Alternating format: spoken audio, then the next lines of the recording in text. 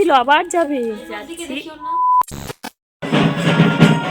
নমস্কার বন্ধুরা, আশা করছি আপনারা সবাই খুব ভালো আছেন। আর আজকের ভিডিওটা সবার খুব ভালো লাগবে, আশা করছি শেষ অবধি দেখতে থাকুন, আপনাদের সত্যিই ভালো লাগবে।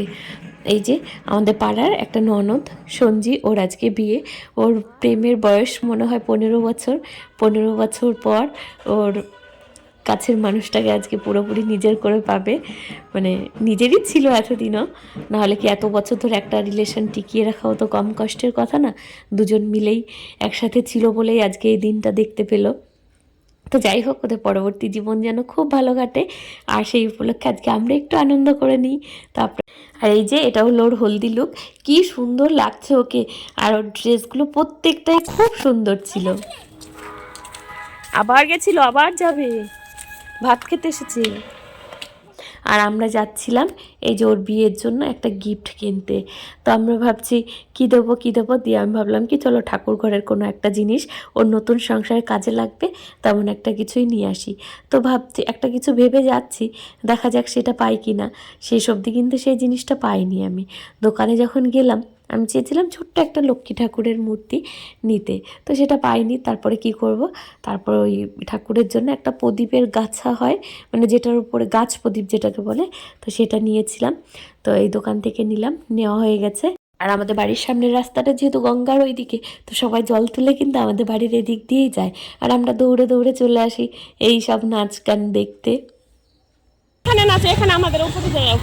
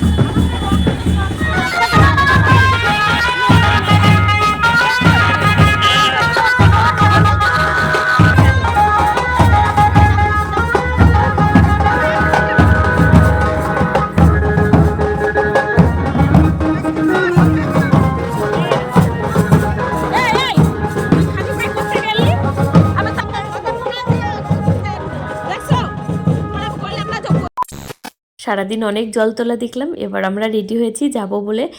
দিয়ানকে একটুখানি নিয়ে ঘুরিয়ে তারপর বাড়িতে দিয়ে যাব। দিয়ে গিয়ে আমি আর মাম্মাম যাব, মানে খাবার দাবার খেয়ে তারপরে রাতে বাড়ি আসবো। তোদের দুজনকে একটু দেখানোর জন্য নিয়ে যাচ্ছি। দিয়াকে বাড়িতে দিয়ে মানে রাস্তায় বেরোতে বেরোতে দেখি বর ঢুকছে, তো বর আসার আগে তাড়াতাড়ি যাই, ওখানে সবাই নাচবে বলে দাঁড়িয়ে আছে, সেগুলো দেখবো আমরা। আর আমার সাথে আপনারাও দেখবেন।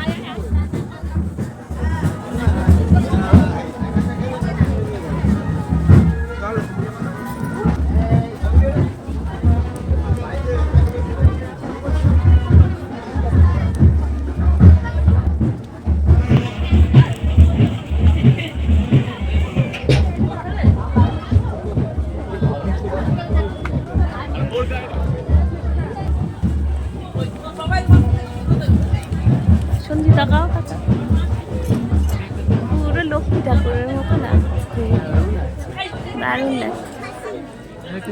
এই দেখা সাইডে বসার জায়গা এই মন্দিরে বলছি ওকে দেখি আর শীতের দিনে এই যে সৃজা পিঙ্ক কালারের জামা পরা, ও তো এসেছে সোয়েটার পরেনি আর বসে খেতে পারছিল না, শীতে কাঁপছে, বলছে আমার খুব শীত করছে। তা আমরা এই যে সবাই মিলে খেতে বসে পড়েছিলাম আর খাবার দাবারগুলো ভীষণ ভালো হয়েছিল। আর আমি আমার দিকেও একটু ক্যামেরাটা ঘুরিয়ে নিলাম, তো কি কি মেনুতে আছে সেটাও একটু দেখিয়ে দিলাম আপনাদেরকে। আর প্রত্যেকটা খাবার ভীষণ সুন্দর হয়েছিল। আর আমি তো খেতে ভীষণ ভালোই বাসি এমনিতেও। দিয়ান অবশ্য কিছু খায়নি, দিয়ানকে শুধু চপটা আর একটুখানি লুচি খাইয়েছিলাম, লুচি তো নান যেটা ছিল ওটাই খাইয়েছিলাম। আর ও একটুখানি মিষ্টি খেয়েছিল শেষে, ও মিষ্টি খেতে ভীষণ ভালোবাসে। কি ও চানাটা খেতে পারছিল না, বলছিলাম তাহলে দিদিভাইকে দিয়ে দাও, ও সেটাও দিচ্ছিল না। তো এই সব কিছু খেতে খেতে এই যে এখন চলে এসেছিলো ডাল, তো ডাল দিয়ে লেবু দিয়ে আর চিপস দিয়ে খেতে তো শীতকালে ভালোই লাগে। আচ্ছা আমি সরিয়ে দেবো, দাঁড়াও। আস্তে আস্তে খেতে দিয়েছে, আস্তে আস্তে চলে